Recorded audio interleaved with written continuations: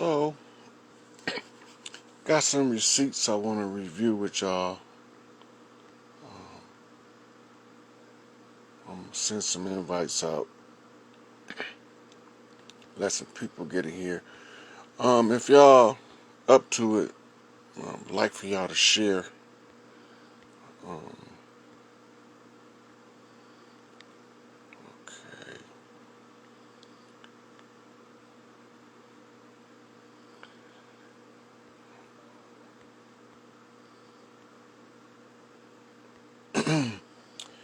So I'm doing invites right now. The title of this one is We Still Here. After all of the shenanigans, all of the false titles and names they gave us, all of the of foreign entities on the land, and the raping and pillaging of our villages and our children and our sisters, we still here. Baby kids. And the harder they try to oppress us, we just keep getting stronger, more of us, stronger than we was the last time, every time. So I was going through some of my memories in my Facebook, and a video popped up that I shared. But I'm gonna play the video. It's 2 minutes long, and then it's another one after this. Some chose to join the ranks of modern society. Others believed that assimilation could only lead to ruin. By then, there were people who knew the game had long since become familiar with the game that was being played. The Narragansett families who wished to remain traditionally as their ancestors had been made sure there was the teaching. Go out there and learn all that you can from these people. But never forget who you are. Never forget you have your own language, your own religion, your own way of acceptance. In Rhode Island, some citizens who did not own property had to wait until 1928 before they were granted voting rights. But 3 groups were still officially barred by state law from casting a ballot: paupers, the mentally incompetent, and Indians. The only way the Narragansetts could participate in elections was by identifying themselves as African Americans. Charles Ernest Hazard confronted officials who enforced this practice. His brother, Joseph, one of the oldest members of the Narragansett Nation, recalls the moment. Indians couldn't vote, so he went up to the State House, and he says, he saw the charter that the Indians can't vote. And he says, "You vote, ain't you?" And he says, "No." He says, I consider myself a Narragansett Indian. If I vote, I'm voting under Negroes could vote, but not an Indian." And he said, "I consider myself a Narragansett, not a black, so I'd like to have that changed." So they... Aren't you glad you're dead? Okay, so we see from that video how the Indians were the ones who wasn't allowed to vote. Now remember, Martin Luther King come around, one of the grievances in the civil rights movement was the right to vote. Sound familiar? He said the only way he could vote, he had to be classified as a Negro. And we wasn't Negroes before them. Before 1492, we wasn't Negroes. We wasn't blacks and we wasn't Moors before 1492. There is no scholar on the planet that can find where we was called M-O-O-R Moor before 1492. I don't give a fuck who he is, because that's a what you call a catch term in linguistics deception, right? That shit didn't have nothing to do with us, right? And there was another video. Let's see if I can find it.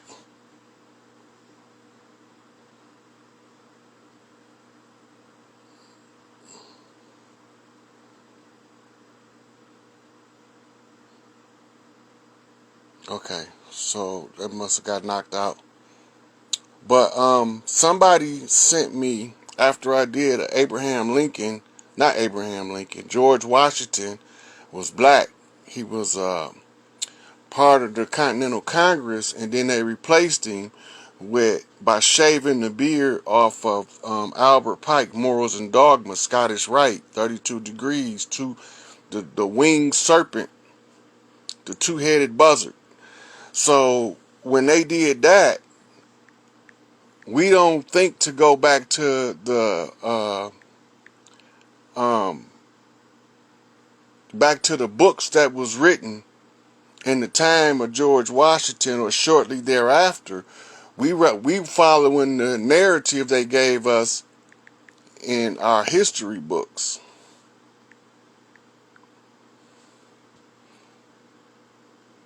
Check this out.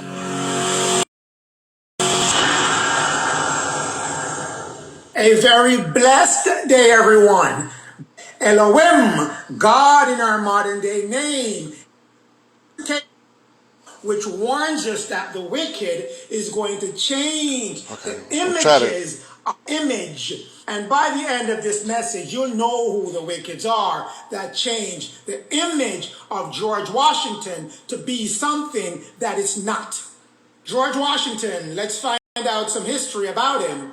Born 1732, died 1799. He's the first president of the United States of America. His presidency ran from 1789 to 1797. He was a military man. He was big in the military.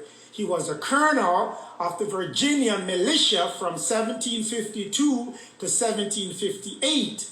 He was also the commander-in-chief, the general and commander-in-chief of the Continental Army of America, 1775 to 1783. His army is the army that won the independence from Britain for America.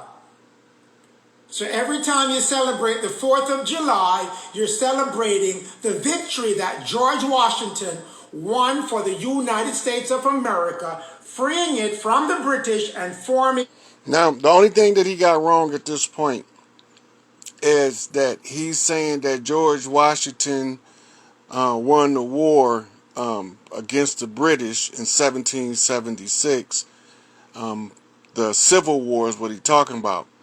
But the reality of it is the war was the Continental Congress of the Southern State Confederacy versus the Union Army of the Unified Virginia Company, the Unified Almanac, which is a Scottish Rite company owned under the Crown of England that's classified in modern definition as Morocco. It's also that that this was not George Washington that he's speaking of that supposed to win the war against. If you go back and look, the Continental Congress was the established South and the British Army was the North. And they tell us that in the war between the North and the South, the British won. So then how is he the first president if he defeated the British? So this is not matching up with the school book narrative that they gave us. But we're going to listen to some more, and I'm going to let him give you about 3 book references, and then we're going to discuss some of it and probably take some callers in on this information.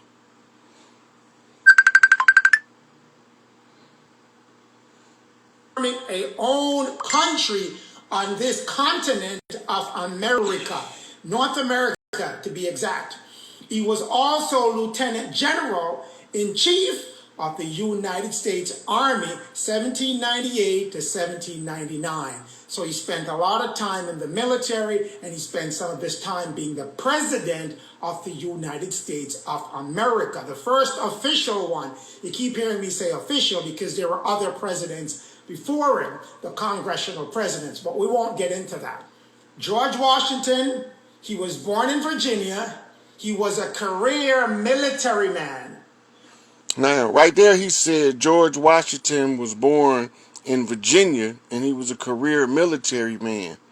This the Albert Pike narrative because George Washington, as we know, was born in Barbados. He was a Caribbean Indian, or as they call Washita, from the island of Barbados. But they list in the overlay. This is what they call in this in secrets in CIA. It's called a cutout. That means they got to give you a backstory, then they got to give you a story, and then they got to push the narrative based on the backstory and the story. So let's listen some more. Moving from the rank of colonel of the Virginia militia to lieutenant general in the chief of the Army of the United States of America. He was commander-in-chief. Okay, so now he say he moved from the Virginia garrisons to the United States Army. This is the switch. Because we know that Virginia was classified as the southern state because it was south of the Mason-Dixon line. So we see in the switch, he's explaining the switch. The time of the American Revolution, April 1775 to September 1783. He was the first official president of the United States of America, 1789. He was married to Martha Custis Dandridge, a widower. He married her after her. Okay, now he said that he was the president in 1789, right? The Continental Congress had established a 8-year, 13-year interim presidency from 1776 to from 1776 to 1788, I think, or 86. It was like 12 years, and that's when the Constitution was switched out for the one that was written in the blood of Crispus Attucks, because we didn't write our Constitution because the chiefs knew the Constitution, because it's part of your development into the higher rankings on the land, that you begin to know inalienable rights before God, what man can and cannot do according to the laws of Mott. So let's go on some more. Husband passed away. This was George Washington in a nutshell, the summary of him. Also, Martha Custis Washington, whom he married, had children from her previous marriage, whom George adopted as his own children. He loved them as his own. He did not have any children of his own. One of Martha's child, her name was Martha Patsy Custis, was nicknamed the Dark Lady, just to get... Okay, so he said that George Washington married a lady, and she had a daughter, and her middle name is Patsy. Now we're talking about chopping down the cherry tree, because the cherry is the symbol. It's the symbol of a Midwestern fruit tree, and the cherry comes normally. They grows two to a stem, so two stems shoot out from a bud, so they twins. And the seeds are called pits. This is the Pittman clan that he's talking about. The Pittmans, if you fucking around with the Pittmans, they deep. Anywhere you find Pittmans, they deep. They families are always huge. Here in Pontiac, the Pittman family on Prospect. If you take this bullshit over there around Grandma Pittman, they will tear your ass up like a pack of ravenous hyenas. But if you go over there in peace, they gonna have the biggest party you ever seen, because that's how they roll. Don't bring no bullshit, they won't take none. Now, they got a lot of Pittmans here in Pontiac. But I'm also related to some Pittmans through my Aunt Helen. And her son, Eric, who's in Minnesota, is the chief. He is the scout chief of the Pittman clan. And he is the one who introduced me to a lot of the, what we call in the Disciple Nation, board members. He introduced me to Ferg. He introduced me to some BG board members. He introduced me to some GD board members. Then my other cousin, Craig, he was a fireman, and he was a cardinal by rank, but he was Blue Lodge. So Craig introduced me to Cole Black, who was the governor, and he introduced me to Shorty Bible in Chicago at the Southern Girl Lounge on 39th Street. And we went down there because he said that the chief needed me to meet somebody, which I thought he was crazy at the time, that none of this shit didn't make sense to me. Now I see this shit clearly for what it is. I can tell y'all. But anyway, so this is where the so-called chopping down the cherry tree comes from. Now we talking about Michigan, Battle Creek area, down into Detroit, the Straits of Detroit. The French garrisons fought Chief Pontiac and got their ass handed to them. We remember. Most of the shit I'm telling y'all is not from the books. This is what I remember, genetic memory. But I needed the books to give y'all the reference. So let's see, when he go into the books, let's see what he come up with, because he starts to show you that not only was George Washington not a pale skin, but he was also melanated, and they called them let's listen. Celebration, Volume 1. This is where they document all the surroundings, all the history That's the book of he George read. Washington, legend of George Washington, persona of George Washington. This is the book that documents all the historical facts about George Washington. So we go to page 225 of this book. The man himself, which is George Washington.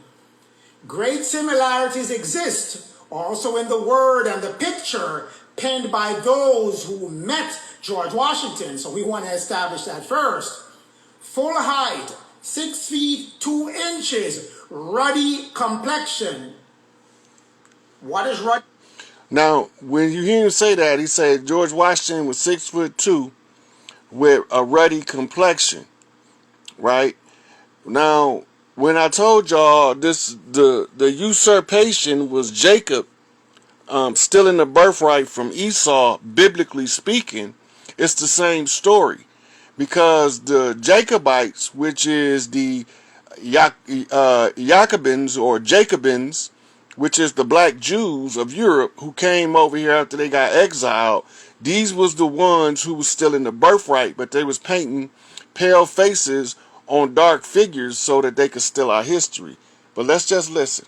Complexion, we'll get into that, but we'll stick a pin there. Ruddy complexion. These are people who drew him, wrote about him. They're putting it about the man himself. Ruddy, of a red color, of a bright yellow color. That is ruddy. Ruddy. We'll go on to another book. Stick a pin on Ruddy. Martha Washington, First Lady of Liberty by Helen Bryan. Page 85 of that book. Martha, with her children and her fortune, married George. She was a rich lady as well. George had his own money. They came together. George, he was tall, just like what we have read. He's 6 feet 2 inches, with a ruddy complexion. Ruddy again, keep popping up. Let's figure out what ruddy is. We said red and of a yellow color. We'll go to another book. Mary and Martha, the mother and the wife of George Washington by Benson Lossing, LLD. Page 105 of that book. Washington was 6 feet. Everyone's coming back with the same height. His complexion was florid. What is florid? I mean, they keep giving us these complexion descriptions that we have no idea what they're talking about if we're looking on the surface. You're going to have to find the meaning of words once you come across them. Florid, bright in color, flushed with red, a lively red. So we know he's of a reddish color. As he's ruddy, ruddy's telling you is red also. So ruddy red of a bright red color. That's the description for George Washington. Examples of ruddy. Figure out what ruddy looks like. Ruddy red on the left, ruddy yellow, ruddy gold on the right. Those So pictures are he's inverse. florid and he's ruddy. He will be on the left-hand side of your screen. That's his That's her. complexion. Ruddy, a ruddy complexion, ruddy red. And then That's George Washington this complexion. ruddy gold. But we won't stop there. Won't stop there. We'll continue. That's just a little insight because motherfuckers think that I don't have the receipts. Well, somebody sent me that after I did the video because I wasn't reading the books. I was reading the imagery and the Masonic imagery that they had put up in order to tell y'all the story that I told y'all. It was an intuitive read on the pictures and the usurpation and knowing what happened in order for us to be able to piece this shit together. Now remember, I told y'all, the chiefs on the land had to bump the L's for the fezzes, right? Because we had to claim what they brought to subjugate us with. The rule is everything used to oppress you, take that shit over. Let that sink in. Because this is why so many of us is adamant without knowing the details of the undermining program. It's like the sister said in the first video that in order to be a part of the mainstream society that was established by the corporate jurisdiction of the interim government called the United States, which was acting in a de facto capacity, then we would have to classify ourselves as other than what we were. So that shit don't work on us no more. We see through the bullshit. So I just needed to get y'all to see a little bit of that stuff. I'm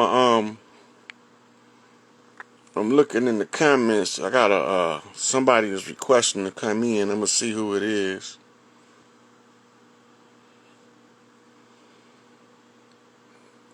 Oh, there's something else I needed to go through.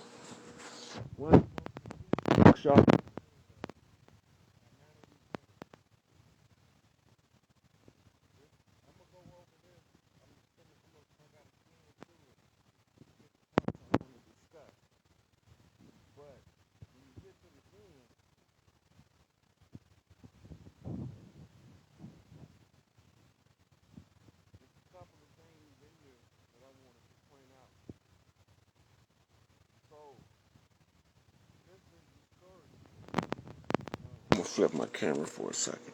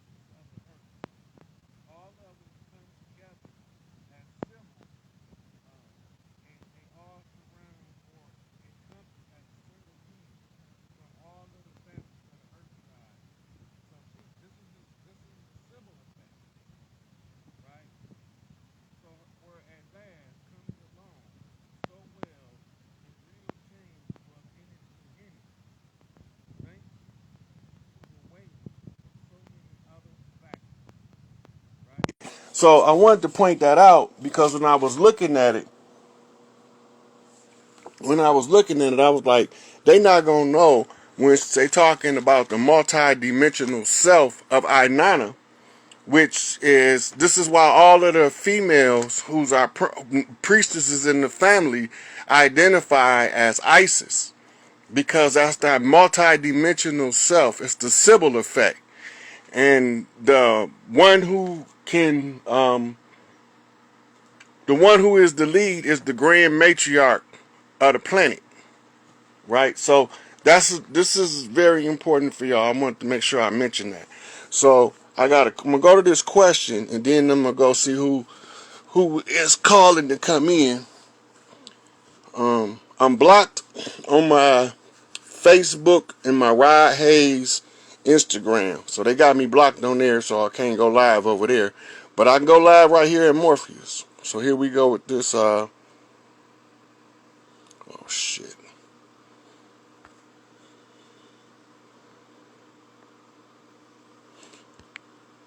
Hey, if y'all can hear me, push the hearts. Give me some hearts or something so I know.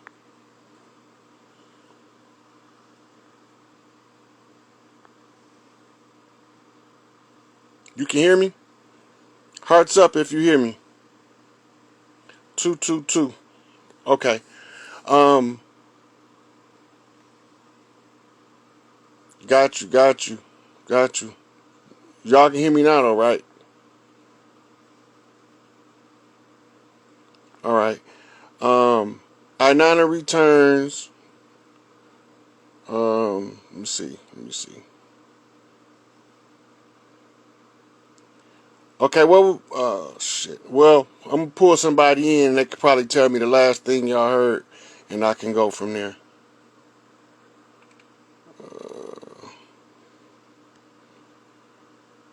The oldest request in here.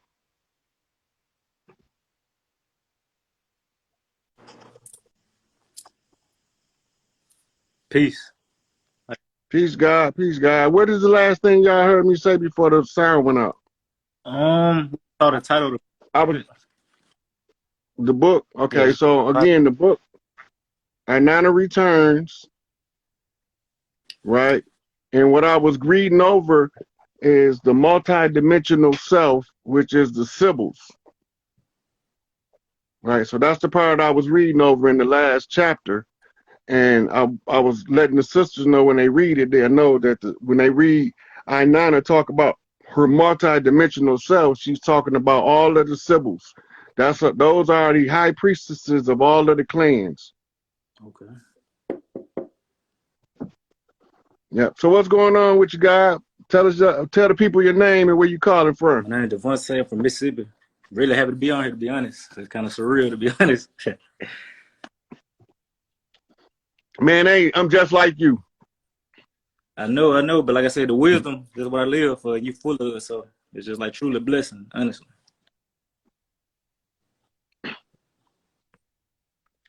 Hold on. But yeah, I'm from Mississippi though. My name is Devontae, and I'm from Mississippi, and I've been on this journey since Okay. 2014. I'm just trying to catch up with the. I'm trying to catch up with the comments. So. Okay. All right. So they in. Okay. All right. So what you want to talk about today? Mississippi in the house. Got that right. Yes, sir. It's a couple things. Like I said, I've been keeping up with you for a while now. I discovered your information a few months back. So, really can't say. Like I don't know. I don't really got no question. I don't know. I really kind of lost words to be honest. I have. But it's so much that's on my mind. Like I said, I had a spiritual awakening, I would say a premature Kundalini awakening back in 2014. And I was out here with just by myself. I didn't have nobody to get information from. So I sure know what that's like. Yes, sir. So it's just been it's kind of surreal feeling just to see everybody awaken and being in the dark by yourself or something. And it's just a beautiful thing, a beautiful experience. Just what a time to be alive, as I always tell people. So, is your big mama still around? all my great grandmas are gone, but I have my mother's mom. She's still alive, but she's not awakened yet. But she's real into religion and Christianity. So that's where I get my basis from, just God and just righteousness in general. Mm-hmm. Yeah, so I understand. I've been through, I've been doing this a long, lonely road shit. I wasn't gonna never say nothing, but my mama, my old lady, and my son, grandmama kicked me out the car, so don't come back till you get this shit right. So I had to come out here and get this shit right. But since I'm gonna do it, I might as well do it to death, do it to the end. You know what I mean? I'm not gonna half-ass it. If I'm gonna do it, I'm gonna do it. Yes, sir. Yes, sir. It's the only way. You know? Sir. So Yeah. They keep thinking us country boys is stupid.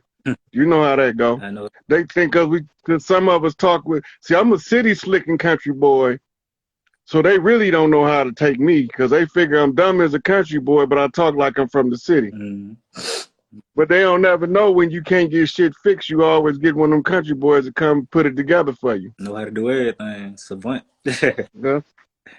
That's how Big Mama trainers. It's a beautiful thing, to be honest. She say, yeah, she say if a man gonna be useful, he gonna be useful everywhere. He ain't gonna just be useful in one place.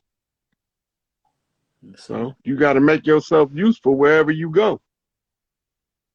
And I'm always willing to learn something new. That's always been my thing. Like, this is just my main focus is, raising my wisdom and knowledge, and so I can help everybody around me awaken at the same time, raise my frequency. So, yes, sir. Mm-hmm. But, yeah. So when Jeff speak, he got a little country twang to his vocabulary, right? Yes, sir. They gonna realize at that point, them country boys ain't dumb as we thought they was. Cause he gonna be coming soon, right? We come accelerating on the collapse of the cabal, exposure to the public. You know, Trump mentioned it Saturday. Mm-hmm. I did a little research. I see most 2 of the 3 kings, they from around this area, like Mississippi. I know Larry Hoover from Mississippi, and I think Jeff Ford, Angel Bay. Yes, sir. Yes, sir. So yeah, found it from Mississippi too. Then well, Tukey from Louisiana, but if you trace us back, we all from similar tribes. The main 3 tribes, what we call parent tribes, the oldest tribes on the land. That's why we look like this, because we always been here. And we always look like this. We have all skin complexions in our families. That's nothing new to us. So that's why the skin-based racist shit fucked us up so bad, because we had never experienced somebody using your skin complexion to keep you from getting into institutions of learning, institutions of government. You had to be the right skin complexion. That's because they was using the pale faces to block us out of the institutions. Right? So now we know what they did. So they can dispute all they want to, kick, scream. But like I say, the Moors got to understand one thing. The chiefs had to bump the Moors for their fezzes, and the Moors had to bump the chiefs for their feathers. And the ones who was able to bump feathers and fezzes is called El Bay or Bay El. But whichever one is the first is the one that they went through first in order to establish their position, the rank, in order to bump the other one. So if they are Bay El, they got feathers over fezzes. If they El Bay, they got fezzes that have feathers protruding from beneath them. Right? So that's the difference. So the trick was, we was Amaru or Amur, A-M-U-U-R. They came over, they were Moray, Moreno, Morisco, like that. But all of those terms in modern English is translated as Moor, M-O-O-R. But none of us over here, there's nowhere in no book over here where we was called Moor, M-O-O-R, before 1492.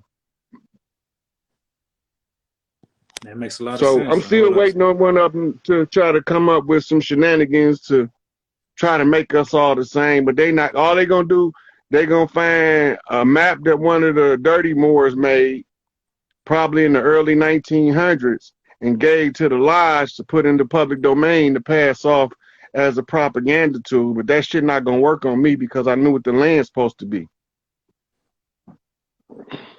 That's one of their tools, remix the game. Every time some knowledge come out, they try to remix it and reword it and confuse the masses. So I'm glad Yeah, well, I snuck up on them and stepped on their head. They can't move now. Let's see. Ain't that how we catch snakes down They south? said that's how we do it. Cut their head off. Okay. Yeah. If you want to catch him though, and you don't want to kill him, what you do? You step on his head, right? Sure. Grab him by the neck. Look at this course whip I got. Want to take up too much time. Like I said, just much gratitude for you having me on. Like I said, I just watch all your videos, so I appreciate you just even having me on, and I'm gonna keep listening, keep learning. Okay, for sure. I'm gonna let you drop down. I'm gonna take another one in. I'm gonna take 2 more callers before I go. Sound good. Peace and love, God. All right, peace and love.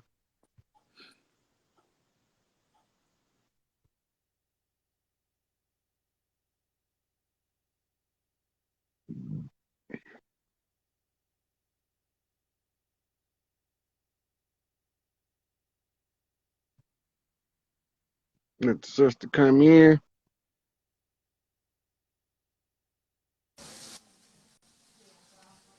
Hey, how you doing? Hey, Rod, what's going on?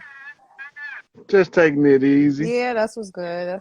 Tell the people what's your name, where you calling from. I am Kay. I'm calling from Newark in New Jersey. Um, Oh, okay. That's the side of Shakur calling y- on this line. yeah. Any one of the sisters called me from New Jersey is under the jurisdiction of Asada Shakur, Black Girl Magic. Oh, okay. Well, now I know every single time. That's a knock to a knockback. All right. Yeah, nah, I Okay. hear what you're talking about tonight, and as always, you're dropping knowledge. I wanted to ask about the Gutenberg Bible, but I'm asking because of the media and stuff like that, but I really wanted to know,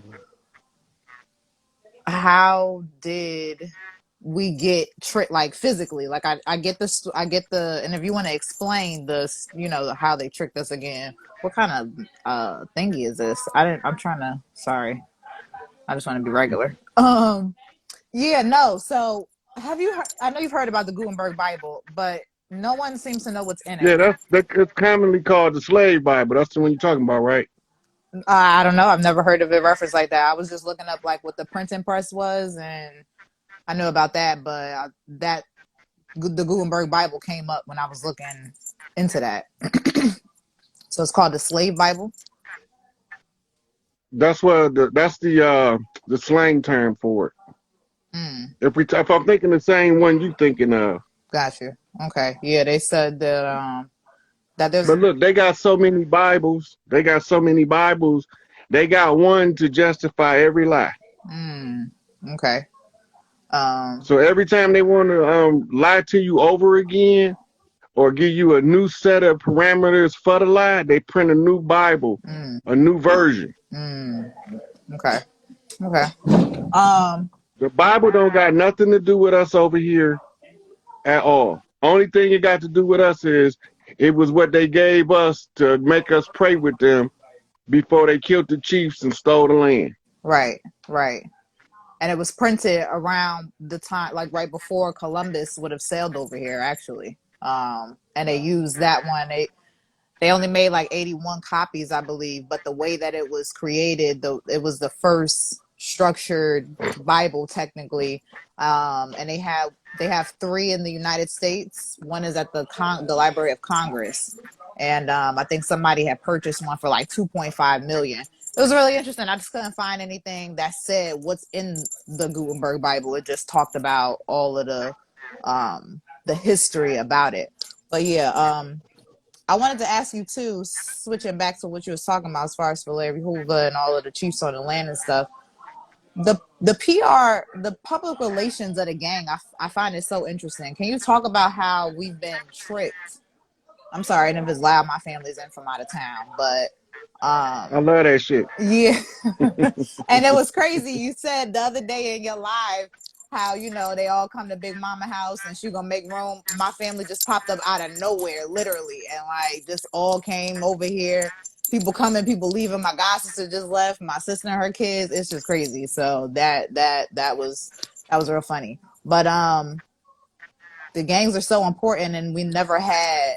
That's the only thing that they don't promote a good side. Like it's a good side and bad side to everything, but they never talk about who these people are and their history and Jeff Fort, what he was even locked up for. Like it was just crazy. So You know, I did a whole live on that, I the saw. COINTELPRO operations in our community, Mm-hmm.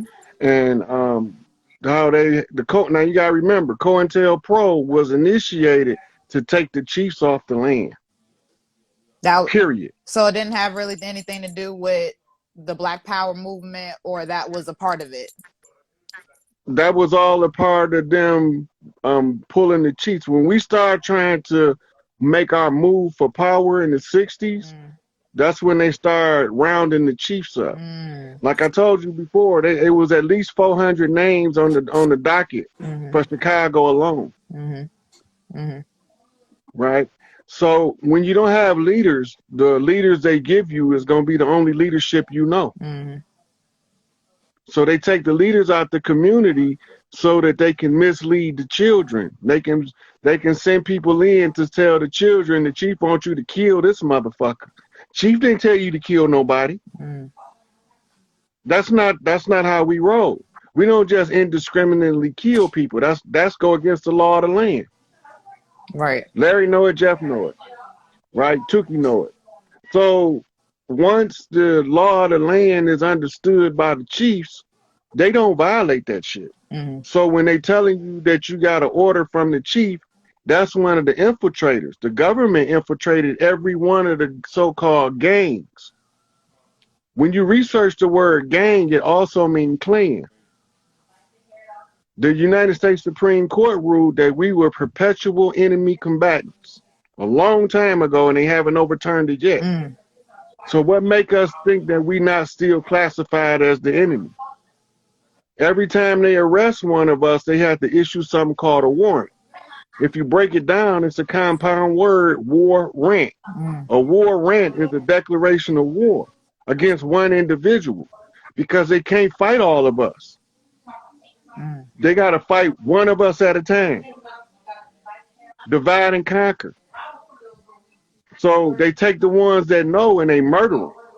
And the ones who don't know, they push them to positions of prominence so they can, out of ignorance, not out of malice, but out of ignorance alone, mislead the people.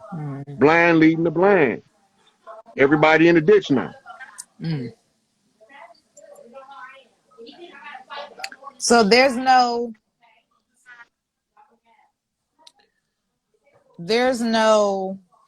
well, I guess the time will come. I just keep saying the time has come to Walverset. Every time I think about that, I always just say, all right, so the time is coming because everything is changing and people are feeling, a different vibe and a different energy. I'm just concerned, I guess, on the flip side of things, just people waking up and speaking out. Like now that we understand, more people are understanding the level of oppression that we're in. Like people are seeing it more and more because of their jobs. They're seeing how people were just working from home and now they want people to go back in the office. Like things are changing. Trump opened up his Truth Social and is live and active. Is there an opportunity for these independent platforms to really have a voice, or is the mainstream media still too? So they doing a EBS to weed out the mainstream media that's delivering the false news. But when they shut it down, whatever is reported by EBS that's not reported by mainstream news is going to cause that news station to lose its FCC accreditation. All of those, everything on the land we season. Period. Because all of it is ours because it's on our property. Right. Right. And they use it all to weaponize against us, from their sports to their entertainment. Everything was used to weaponize against us at every angle. So as long as we didn't know what they was doing, we was falling for the banana in the tailpipe. Now we know what they did, what they doing, and what they not finna do no more. Facts. So when I come out and I start telling it, the sisters know. They can feel what I'm talking about. They know that I know what I'm talking about, and I'm not speculating. Right? So when they feel it, they start making alliances, and you sent out the matriarchal call, and they answered. They all at your house now. You don't even remember when you did it. That's funny you said that. You talked about Anana returns, and we couldn't even hear you. And I know you was just talking about it briefly with the brother that was just on, but this collective energy that the women are feeling, it's spreading, and I wouldn't have known it really if I didn't see the opposition, like people literally attacking, spiritually attacking, and physically and verbally. Like if I wasn't physically in that present moment and on the receiving end of it, I wouldn't have even really believed it for real. Y'all who they fear the most. They fear me for waking y'all up. That's what they don't want me to do. Right. Because when y'all wake up in sufficient number, it's gonna automatically make the men pissed off, ready to fight for y'all. Like I'm watching all of these so-called woke people, and all they talking about is relationship shit. It's so tragic. It's so tragic. And calling everybody a narcissist who they can't get along with. Yeah, and who they can't control and who won't cater to their every will. That shit is so fake. Right. They don't even realize how rare it is to run into a real narcissist. Right though, like a real live, like a real live sociopathic narcissistic person. Oh nah.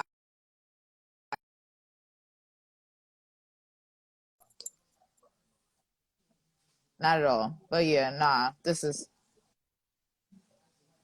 believing that the relationship shit. That's it. That's all we need to talk about. Is it gonna be polygamy, monogamy? Fuck all that shit. Give me free first. Then we'll work that shit out on the other side of the free. Facts. Right. Right. But we so busy right now, everybody crying they want their soulmate and all that. Fuck that shit. They gonna come. When you wake up and do your self-work, just start doing your self-work, the universe gonna line up everybody in your path that you're supposed to be connecting with, because this is where we at in the process of this lifetime. This the great cleanup, the great reset. Right? So I'm listening to this Negro with the glasses on. I don't know what this nigga name is, talking all rude to the sisters all the time. And this motherfucker getting hundreds of thousands of fucking views a day, disrespecting Kevin people. Samuels. Yeah.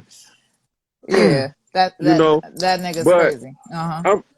Like, we ain't got no room for him right now. Like, some of the shit he be saying be true as hell. Be true, but his timing is wrong. Right. But his timing is wrong. Right? So if his timing is off, then it makes it look like he got malice in his intent. Makes him look like he's anti-woman. Right? But you notice all the time, the first thing he asks is you a feminist? Why do he ask the sisters that? What? Even if he get Karen on there, he asks her the same thing. Are you a feminist? Why is he asking this? Because feminism is a direct undermine to matriarchy. Talk about it. It's putting women in the position to do what men supposed to do, and emasculating the men, putting them on the back burner. Right. Right. So that's why he always asks them is if they are feminists, because once he know they're feminists, ain't no mercy coming after that. Because it's like I posted about 2 years ago, a rotten bitch make it hard for a real woman. I heard you. So he need to tone it down. He don't have to be so rude, but hey, that's his way of talking. And Rod, not even to cut you off, but I don't never hear him calling out to people. People call into him. Women call in to hear him. Women we Mm-hmm. gotta raise our standards. If you want somebody to talk to you like that, that's really wild. But like you said, some of it be factual, some of it be something that you want to hear. It's definitely a wrong timing. But at the end of the day, women don't even, if you need a man to tell you the things that he's telling you, you clearly need to step it up, level it up, bring your standards up, sis. Stand up. I love when that woman say, stand up. You know what I mean? And it's not like, I've always been some stand up type of person. I don't even like the strong black woman. Like that shit is so corny, but it's necessary when it's necessary. When we get to be soft and feminine, then it is what it is. When we put that and implement that, that is what it becomes. You feel me? So Kevin Samuels was Yeah, well, right. I know. Yeah, I know from experience that if the man doing his part, the woman gonna want to be soft and feminine, and she gonna want to get with her girls and do each other fingernails, and you know, Mm-hmm. Look this all is what cute. they do. Yeah. This is how yeah. Mm-hmm. And but when we right now how we are now, the women don't even want to be around each other. Nope. Nope. Nope. But it's good. We get to, we get to go into ourselves. Everybody going into themselves. Women going to yourself. Men, you going to yourself. And we figuring it. We got to figure it the fuck out. So you're right. All of that relationship shit and figuring out why this person don't want to be with me and all this and the third. Yeah, nah, definitely not with the times. Not right now. But yeah, Yeah, that's some corny shit. word facts. But yeah, I always appreciate it. I definitely, I had some other questions relating to just one more actually. I'm reading this. The hypnopompic state. Is that like a state would you say that we're in as gods waking up to this reality, this age of Aquarius, in this new age that we're in? Can you spell that word so I can make sure we're on the same page? Yes, HYPNOPOMPIC.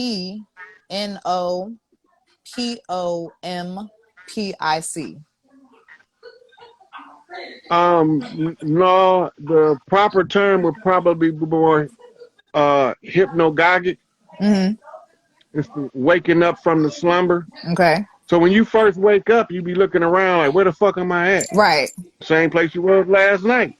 Okay. But because you didn't went so many places on your night journey, when you first wake up, you like take you a minute to settle in to where you are. Mm. In the hypnagogic state is when you have like coming out of the rapid eye movement.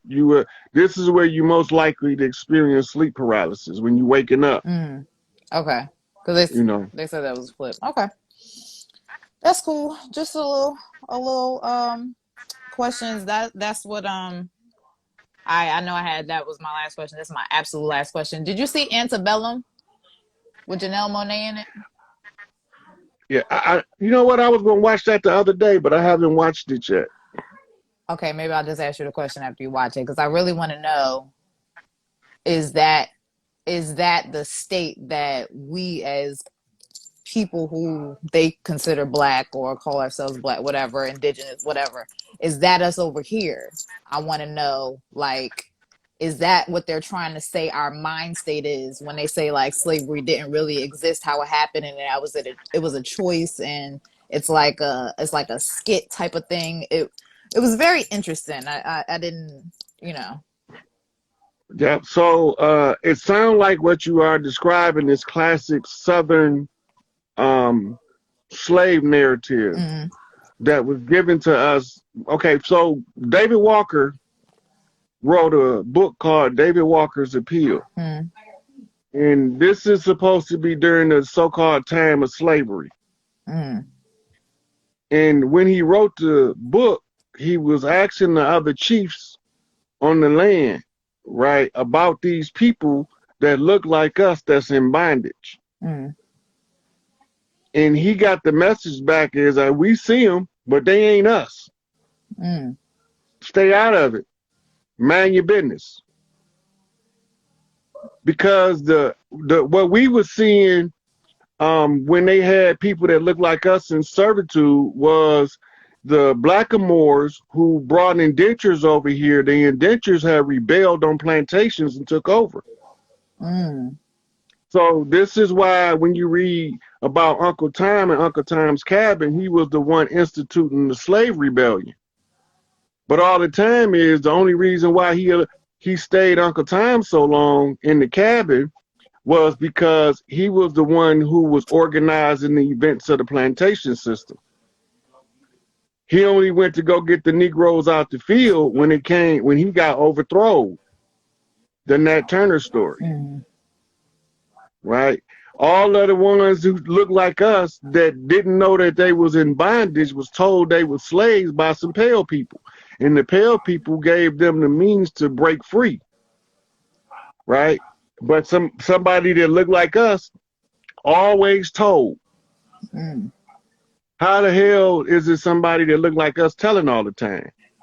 Because they was the slave owner that was trying to keep the bondage in perpetual motion so that they could usurp us from the land. Right? So when we put all these pieces, it's a whole lot of pieces.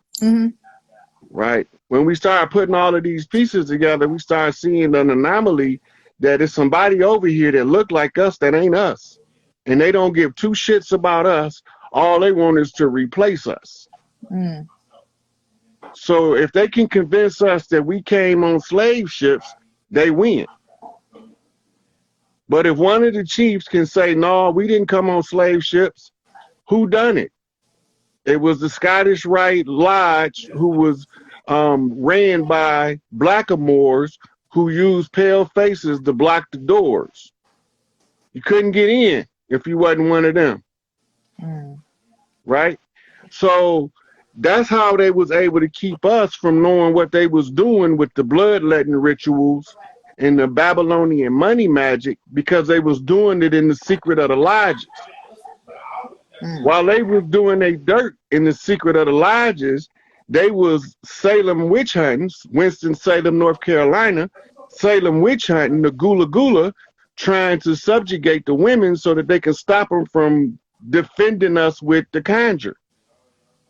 So now they didn't disenfranchise all of the priestesses, burnt them at the stake, lynched them, murdered them. Then they come behind that and kill off all of the chiefs who was the ones who supposed to have been marrying them and running tribes. They kill them. They wasn't indiscriminately hanging us a strange fruit, as Billie Holiday would say. They was hanging the chiefs across the land at every level of chief, from a scout chief to a full feather chief. If they catch you before you know who you is, you dead meat. A perfect example is Emmett Till, aka Chief Littlehorn, but he never was able to reach his maturity as Chief Littlehorn because he would have led the charge to set us free. And that's why it wasn't no pale people that went and got him. It was some motherfuckers that looked like us. And then they blame white mobs. But the white mob wasn't there. Right? Then they accused him of whistling at a white woman. He probably didn't whistle at nobody. Right? But whistling, we so lost in our culture that when certain stuff come to mind, the chiefs used to whistle across the land. They used to be able to whistle so loud you can hear them for miles away. Right? He could have been whistling a distress whistle. And they knew that if any of the other chiefs that was waking up heard that shit, they gonna respond. Little Richard was Chief Screaming Hawk. Right? Smokey Robinson, he is a Hyoka High Chief. Get out of here. Tears of a Clown, baby. I saw a music video he made the other day, and it was some goofy ass. He was talking about gangs, and I'm just like, why the fuck would Smokey Robinson be making this fucking video? He's a Hyoka. That makes so much fucking sense, though. Wow. Yeah. Sam Cooke was a High Chief, Blue Lodge. From the Cook clans in Mississippi.